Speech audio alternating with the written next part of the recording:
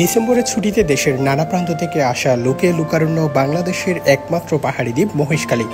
বিশেষ করে আদিনাথ মন্দির হিন্দু ধর্মাবলম্বীদের তীর্থস্থান হলেও এখানে সব ধর্মের ভ্রমণ পিপাসু নানা বয়সের মানুষের ভিড় দেখা গেছে।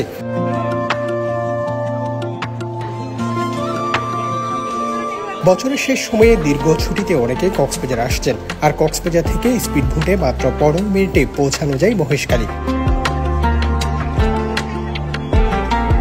সমুদ্রপৃষ্ঠ থেকে 288 ফুট উঁচুতে বৈরাগ পাহাড়ের নৈসর্গিক সৌন্দর্য দর্শনার্থীদের কাছে টানে।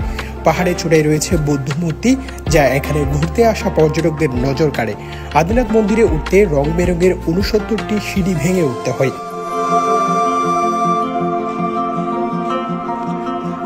দৃষ্টিনন্দন আদিনাথ জেটিতে পা ফেলার উপক্রম নেই টমটমের কারণে।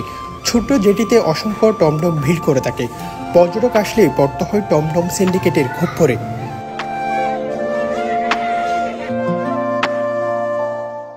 পর্যটকরা অভিযোগ করে বলেন, অধিক ভাড়া নেওয়া হচ্ছে পর্যটকদের কাছ থেকে। 5 স্পট ঘুরিয়ে আনার কথা বলে আদায় করা হচ্ছে 500 থেকে 600 টাকা, অথচ খুব কাছে এসব এলাকায় 100 টাকাই যথেষ্ট। News desk, TTN।